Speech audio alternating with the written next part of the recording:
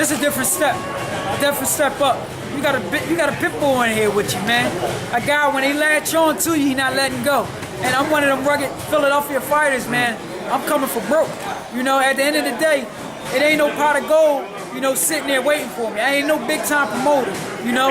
I'm coming from the grounds, man. Nothing was given from me. I made it to the top by fighting my ass off. Nothing was given. You know, most of these guys got the silver spoon in their mouth. It was none of that with Hank Lundy. Hank Lundy made it to the top by fighting his ass off. And come February 27th, that's what I'm going to do. Go in there, put my heart on the line, and fight my ass off.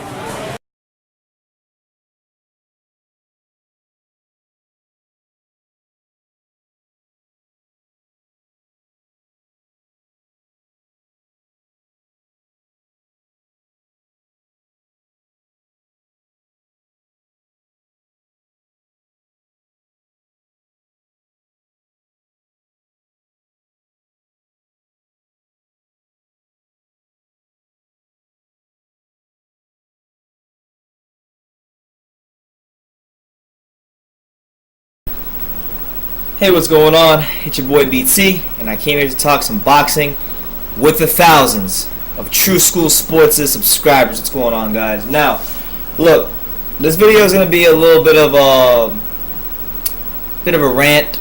It'll be part of new. It's going to be a little bit of everything. It'll be a rant slash news slash opinion type video. Because honestly, the politics of boxing are frustrating sometimes. Really, really frustrating for certain fighters. And the guy that this video is going to be completely centered around is someone that's name is not in the news a lot right now. But it's someone who, to me, is very relevant, because the fact that this guy can't get fights at his natural weight is really telling of the times we're in boxing. And that guy I'm talking about is none other than hammering Hank Lundy. Now, when you go on BoxRec and you look at Hank Lundy's record, it's going to say 26-6-1 with 13 knockouts. But let's be honest for a second. Of those 6 losses, only 2 men who have fought Hank Lundy have beat him without a shadow of a doubt. And those 2 men are Terrence Crawford and John Molina Jr. But the other 4 men that have beat him, you know, Ray Beltran, Victor Postol, Thomas Delorme, and Mauricio Herrera. All 4 of those guys, you could all say won via gift decision against Hank Lundy. He gave them all good fights. All those fights, all those guys he fought, he gave them great fights. And in a lot of those instances, I thought he should have won. I thought he edged Postal, but you know he wasn't going to get that decision going to the Ukraine to fight Postal in front of like the freaking mafia. I thought he beat Postal.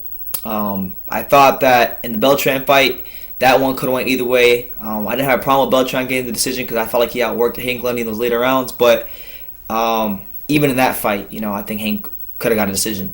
Mauricio Herrera, he definitely got robbed, and Delorme, he got robbed. So 3 of the 4, I think, he definitely got robbed, and he put up against a great fight against Postal. So the reason I'm even bringing this up is because recently Hank Lundy tweeted this on his social media, and I thought about it, and it pissed me off a lot. So I decided that I wanted to make this video about Hank Lundy. Now, if you guys don't know, Hank Lundy, in his last, I would say over his last 4 or 5 fights, you know, going all the way back to his Thomas Delorme fight, he's been campaigning at 140, and he's been getting by in a lot of those fights on his skills. But he's really a true 135-pounder. But none of the guys at 135 want to fight him or offer him a fight. Like, none of the notable guys want to fight him. So here's what he said about 135 on Twitter, and these are 2 separate tweets. He said the following, I quote, at 135, I'm willing to fight the best, but are the best willing to fight me? Hell no, y'all some expletives. Then he says they will fight me at 140, but they are scared to fight me at my real weight, which is 135. And when you go on BoxRec and you look at his last 4 fights, yeah, they've all been at 140. The Delorme fight, the Herrera fight, the Crawford fight, and the Carlos Winston Vasquez fight. Well, I don't know about that one, but I know those 3 have been fights at 140. Delorme, Herrera, and Crawford. And in the case of Delorme and Crawford, those 2 were significantly bigger than Hank Lundy, and he put up great efforts against both those guys. But against Crawford, it was just like too much skills and too much size for Hank to deal with at that point. So what I wanted to say is this, man. Hank, look, this is crazy to say, but this is just the nature of what we're talking about. Hank Lundy might just be one of the top 5 to 10 most ducked fighters in boxing. And yes, I said it. He's one of the most ducked fighters in boxing because nobody will fight him at his natural weight.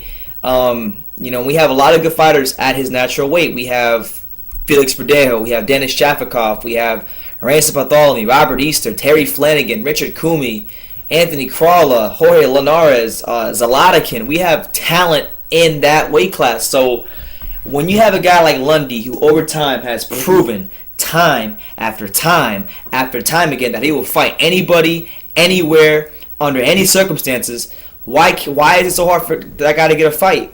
I mean, I got to agree with him. I interviewed him back in February at the Crawford fight that I covered, and he said if he was an A-side fighter, with certain promotional guys behind him, he'd be at a certain level. And honestly, I believe him because when you watch him fight, he doesn't have great power, but good boxing skill. He can kind of switch like Crawford, but he's one of them. Like when we talk about Philadelphia fighters, like when you want to talk, if I drew a picture or if I told you to look up the definition of a Philadelphia fighter, Hank Lundy is the definition of a Philly fighter because the guy.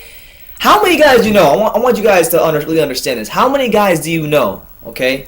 At the point that Lundy decided to fight Victor Postol, because Victor Postol at that point was not the WBC champion. Victor Postol was not the consensus second best fighter in the division when Lundy fought him.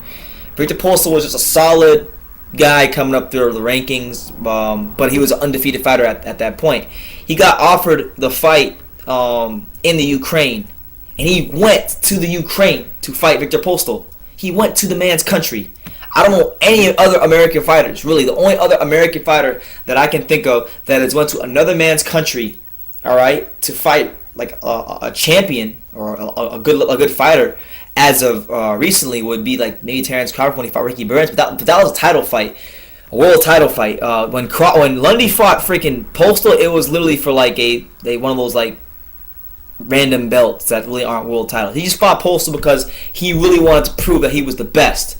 And if you go and watch that fight, I know if you guys look at the scorecards, you go on BoxRec, it says that Postol beat Lundy 8-4. So we can get an agreement from the judges that Lundy got at least 4 rounds in that fight. But if you watch that fight, he beat Postol. I think he beat Postol. He whooped his ass that fight. He was backing him up. He was tattooing him. He was really just pressing the action. I thought he was controlling the majority of that fight. And obviously, if you're fighting another man's backyard, you're not going to get the decision. But I think the fact that Hank was able to go into that territory, fight a talented fighter like Postol, and win as many rounds as he did, I think it really is a testament to how great of a fighter he is. And look, I'm just speaking the facts as it is. None of these guys at 135 want to fight this guy, and it's for good reason. It's because he has proven he will fight anybody. He has proven, go check his resume. Yeah, I mean he beat. I think a lot of people think he beat Delorme. I thought he beat Delorme. I thought he beat Herrera, and I definitely think he beat Postol. Beltran's a little bit debatable, but I thought I beat Postol. And then you look at some of the other guys he's beaten, some on a lesser level, like he beat Richard Abreu, who's not like a huge name, but if you guys remember Richard Abreu, he beat he didn't beat Brandon Rios, but he fought Brandon Rios. Brandon Rios was like undefeated, and he was like 30 fights in, and Abreu, a lot of people thought he won that fight. In fact, I believe everybody at ringside, like if you go on BoxRec and you click on the actual like scores, because they give you the scores of the fight, from when he fought Brandon Rios, like literally everybody from the media who watched that fight scored it in favor of Abreu, and it was pretty wide. Like he beat Brandon Rios, but he didn't get the decision because he himself wasn't like the A-side fighter in that fight. Brandon Rios was. So he's a good fighter, and Lundy has that name on his resume. And I feel like, I'm just doing this video because Hank tweeted about this. He hasn't fought since February. I've been waiting for him to fight since February because I thought even in the Crawford fight, when Crawford beat him really good, that in those first couple rounds he did a really good job, and he won the first like 2 rounds, honestly.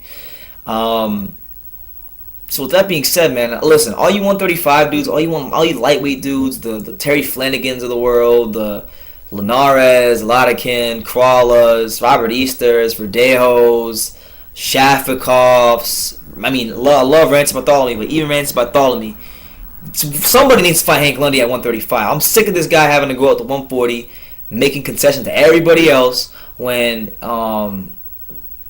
it's just not fair, man. I know and the life's not fair, but Lundy should be getting his shot out to prove that he's the best at 135, which is his natural weight. I believe that if he was able to campaign consistently at 135, he could prove himself as one of the better fighters in that division. But he just hasn't had that chance yet. So it is what it is. You look at the resume; it's very skewed. The only two men on his resume who have beaten him with no questions asked are John Molina, who, like many times in his career, was a come-from-behind knockout victory, but Lundy was beating him on the cards. And then Crawford was really the only guy. Terrence Crawford was the only guy that beat Lundy, but was also controlling the majority of the fight before he knocked him out. So it is what it is, man. But yeah, all you guys stop ducking Hank Lundy and honestly fight the guy. He's a good fighter. Fight anybody, anywhere, anytime. So just want to get this out there.